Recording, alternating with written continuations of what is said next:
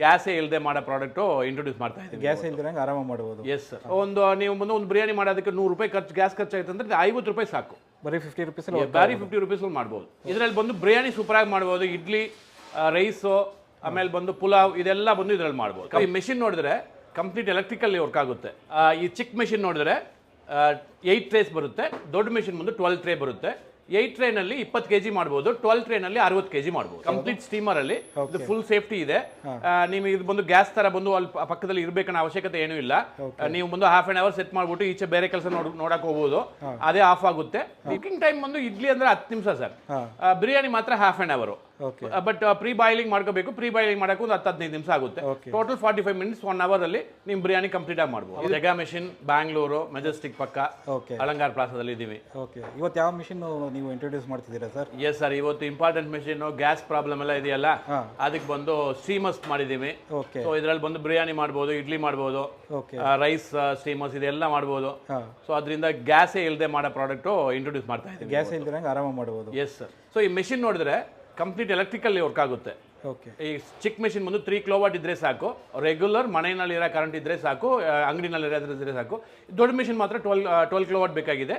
So 12 kW ಅಂತಂದ್ರೆ ನಿಮಗೆ 3 phases ಬೇಕಾಗಿದೆ.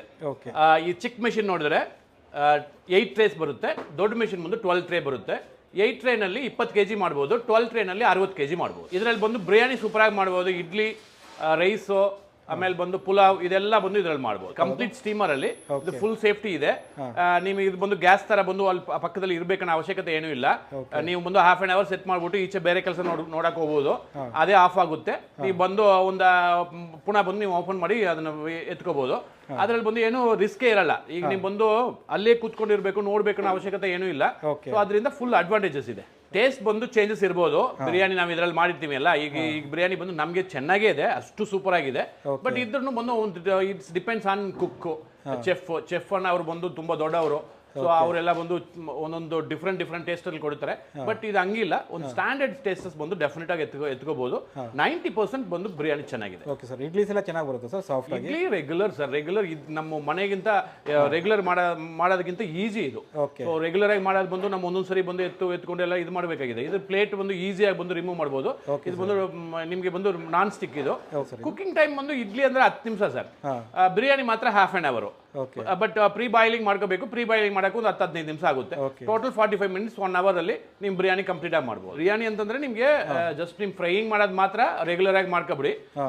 ಮಾಡಿದ್ಮೇಲೆ ನೀವು ಬಿರಿಯಾನಿ ಮಾಡೋದಕ್ಕೆಲ್ಲ ಬಂದು ನಮ್ಮ ಕಂಪ್ಲೀಟ್ ಈ ಮೆಷಿನ್ ಅಲ್ಲೇ ಕಂಪ್ಲೀಟ್ ಮಾಡ್ಕೋಬಹುದು. ಮೇಂಟೆನೆನ್ಸ್ ಯಾವ್ದು ಇಲ್ಲ ಸರ್, ಮೇಂಟೆನೆನ್ಸ್ ಇಲ್ಲ ಇದರಲ್ಲಿ. ನಿಮ್ ಕ್ಲೀನ್ ಮಾಡೋದು ಮಾತ್ರ.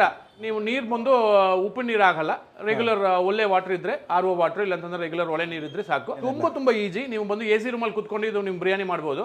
AC ರೂಮಲ್ಲಿ ಕುತ್ಕೊಂಡು ನೀವು ಒಂದು ಇಡ್ಲಿ ಬೇಯಿಸಬಹುದು. ಯಾಕೆಂದ್ರೆ ಕಂಪ್ಲೀಟ್ ಬಂದು ಈಚೆ ಬಂದು ಟೆಂಪರೇಚರ್ ಬರಲ್ಲ. ಇದ್ರ ಅಡ್ವಾಂಟೇಜ್ ಏನಂದ್ರೆ ಒಳಗಡೆ ಮಾತ್ರ ಇದೆ.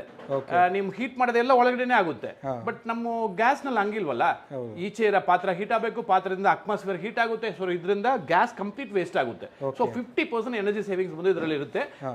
ನೀವು ಬಂದು ಒಂದು ಬಿರಿಯಾನಿ ಮಾಡೋದಕ್ಕೆ 100 ರೂಪಾಯಿ ಗ್ಯಾಸ್ ಖರ್ಚಾಯ್ತು ಅಂದ್ರೆ 50 ರೂಪಾಯಿ ಸಾಕು. ಬರೀ 50 ರುಪೀಸ್ ಬರೀ 50 ರೂಪೀಸ್ ಮಾಡ್ಬೋದು ಸರ್. ಯಾರು ಬೇಕಾದ್ರೂ ಕುಕ್ ಮಾಡ್ಬೋದು ಸರ್? ಖಂಡಿತ. ಇದರಲ್ಲಿ ಬಂದು ಸ್ವಲ್ಪ ಚಿಕ್ಕದಾಗಿ ಟ್ರೈನಿಂಗ್ ತಗೋಬೇಕು. ಟ್ರೈನಿಂಗ್ ತಕೊಂಡು ಇಂಗ್ರೀಡಿಯೆಂಟ್ಸ್ ಕರೆಕ್ಟ್ ಹಾಕ್ಸ್ಕೋಬೇಕು. ಇಂಗ್ರೀಡಿಯೆಂಟ್ಸ್ ಎಲ್ಲ ವೇಯಿಂಗ್ ಮಾಡಿ ಹಾಕ್ಸಿದ್ರೆ ಈಸಿ. ಒಂದು ಕುಕ್ ಬಂದು ಒಳ್ಳೆ ಚೆಫ್ ಬಂದು ಎಲ್ಲರಿಗೂ ಗೊತ್ತು. ಅವರು ಒಂದು ಕೈನಲ್ಲಿ ಇರ್ತದ್ರೆ ಎಲ್ಲ ಅವ್ರಿಗೆ ಎಷ್ಟು ಗ್ರಾಮ್ ಅಂತ ಅವ್ರಿಗೆ ಗೊತ್ತು. ಬಟ್ ಈಗಿರೋ ನಾರ್ಮಲ್ ಪೀಪಲ್ಗೆ ಅದು ಗೊತ್ತಿಲ್ವಲ್ಲ. ಸೊ ಅದರಿಂದ ಎಲ್ಲದಕ್ಕೂ ಒಂದು ವೇಯಿಂಗ್ ಕಾನ್ಸೆಪ್ಟ್ ಇದೆ. ಸೊ ಎಲ್ಲದಕ್ಕೂ ಇಷ್ಟಿಷ್ಟು ಗ್ರಾಮ್ ಅಂತ ಒಂದು ಟ್ರೈನಿಂಗ್ ಮಾಡಿಸ್ಕೊಂಡ್ರೆ ಈಸಿಯಾಗಿ ಮಾಡ್ಬೋದು. ಇದು ಬಂದು ಎಲ್ಲರಿಗೂ ಯೂಸ್ ಮಾಡ್ಬೋದು. ಹೋಟೆಲ್ ಮಾಡ್ಬೋದು, PG, ದೇವಸ್ಥಾನ, ಆಶ್ರಮ, ಆಮೇಲೆ ಬಂದು cloud kitchen, main hostel. Cloud kitchen ನಲ್ಲಿ ಈಗ ಒಂದೇ ಒಂದು ಮನೆಯಲ್ಲಿ ಇಟ್ಕೊಂಡು ಅವರು ಝೊಮ್ಯಾಟೊ, ಸ್ವಿಗ್ಗಿ ಎಲ್ಲ ಸಪ್ಲೈ ಮಾಡ್ತಾ ಇದ್ದಾರೆ. ಸೊ ಅವ್ರಿಗೆ ಬಂದು ಹೋಟೆಲೇ ಇರಲ್ಲ. ಸೊ ಆ ತರ ಇರೋರು ಬಂದು ಒಂದು 10x10 ರೂಮ್ ಇದ್ರೆ ಸಾಕು. ಸೊ ಕ್ಲೀನ್ ಆಗಿ ಅಚ್ಚುಕಟ್ಟಾಗಿ ಇವರು ಒಂದು ಕುಕಿಂಗ್ ಇದ್ರಲ್ಲಿ ಮಾಡ್ಬೋದು. ವ್ಯಾರಂಟಿ 1 ಇಯರ್ ಬರುತ್ತೆ ಸರ್. ಸರ್ವಿಸ್ ಬಂದು ಅಗೈನ್ ಬಂದು ಕಂಪ್ಲೀಟ್ 1 ಇಯರ್ ವ್ಯಾರಂಟಿನಲ್ಲಿ ಏನಾದ್ರು ಪ್ರಾಬ್ಲಮ್ ಆದ್ರೆ ಅಲ್ಲಿ ಮೆಷಿನ್ ಇಲ್ಲಿ ಬರಬೇಕು. ಇಲ್ಲ ಅಲ್ಲೇ ರೆಡಿ ಮಾಡಿಸಿದ್ರೆ ಒಂದು ರೆಗ್ಯುಲರ್ ಎಲೆಕ್ಟ್ರಿಷಿಯನ್ ಬಂದು ರೆಡಿ ಮಾಡಿಸ್ಕೋಬಹುದು. ಈಜಿ ಮೆಕ್ಯಾನಿಸಮ್ ಇದೆ. ಏನು ಜಾಸ್ತಿ ಕಾಂಪ್ಲಿಕೇಟೆಡ್ ಎಲೆಕ್ಟ್ರಾನಿಕ್ಸ್ ಏನೂ ಇಲ್ಲ. ಇಮಿಡಿಯೇಟ್ ಚೇಂಜ್ ಮಾಡ್ಕೋಬಹುದು. ಲೋಕಲ್ ನಲ್ಲಿ ಎಲ್ಲ ಅವೈಲಬಲ್ ಇದೆ. ಒಂದು ಹೀಟರ್ ಹೋದ್ರೂ ಲೋಕಲ್ ಹೀಟರ್ ತಕ್ಕ ಬಂದು ಹಾಕಬಹುದು, ಅಲ್ಲಿ ಅವೈಲಬಲ್ ಇದೆ. ಇನ್ ಕೇಸ್ ಕಳಿಸ್ಬೇಕಾಗಿದ್ರೆ ನಾವು ಇಲ್ಲಿಂದ ಕಳಿಸಬಹುದು. ಹೀಟರ್ ಏನೋ ಅಷ್ಟು ಬೇಗನೆ ಬಂದು ಹಾಳಾಗಲ್ಲ. ಸೊ ಇದು ಮಿನಿಮಮ್ ಬಂದು ಒಂದು 2-3 ಇಯರ್ಸ್ ಬಂದು ಏನೂ ಆಗಲ್ಲ, ಏನೂ ಆಗಲ್ಲ. ಡೆಫಿನೆಟ್ ಏನೂ ಆಗಲ್ಲ. ಇದು ಪರ್ಚೇಸ್ ಮಾಡ್ಬೇಕಂದ್ರೆ ಹೆಂಗೆ ಸರ್ ನಿಮ್ಮನ್ನ ಪರ್ಚೇಸ್ ಮಾಡಬೇಕಾಗಿದ್ರೆ ಜಗಾ ಮಿಷನ್ ಬೆಂಗಳೂರು ಬರಬೇಕು. ಆ ಕಡೆ ಇರೋರು ಬಂದು ಕೊಳ್ಳೇಗಾಲದಲ್ಲಿ ಒಂದು ಆಫೀಸ್ ಇದೆ, ಅಲ್ಲಿ ಮೀಟ್ ಮಾಡಬಹುದು. ಕೊಯಮತ್ತೂರಲ್ಲಿ ಬಂದು ನಮ್ಮದು ಮ್ಯಾನುಫ್ಯಾಕ್ಚರಿಂಗ್ ಯೂನಿಟ್ ಇದೆ. ಓಕೆ. ಆ ಕಡೆ ಇರೋರು ಬಂದು ಕೊಯಮತ್ತೂರು ಕಡೆ ಇರೋರು, ಕೇರಳ ಕಡೆ ಇರೋರೆಲ್ಲ ಅಲ್ಲಿ ಪರ್ಚೇಸ್ ಮಾಡಬಹುದು. ಇಷ್ಟೇನಾ ಮಿಷನ್, ಬೇರೆ ಏನಾದರೂ ಇದೆಯಾ ಸರ್ ನಿಮ್ಮ? ಸರ್ ನಿಮ್ಗೆ ಗೊತ್ತಲ್ಲ, ನಾವು ಬಂದು ಈಗ vegetable cutting mission main manufacturer ಇನ್ ತಮಿಳ್ನಾಡು. ಒಂದು ದಿನಕ್ಕೆ ಬಂದು ಒಂದು 20 ಮಿಷನ್ಸ್ ಬಂದು ನಾವು ಮ್ಯಾನುಫ್ಯಾಕ್ಚರಿಂಗ್ ಮಾಡ್ತಾ ಇದ್ದೀವಿ. ಆಮೇಲೆ ಬಂದು ಗ್ರೈಂಡರ್ಸು, ರೆಗ್ಯುಲರ್ ಆನಿಯನ್ ಪೀಲರ್, ಮೈನ್ ಬಂದು ಆನಿಯನ್ ಪೀಲರ್ ಒಂದು ಚೆನ್ನಾಗಿ ಮಾಡ್ತಾ ಇದ್ದೀವಿ.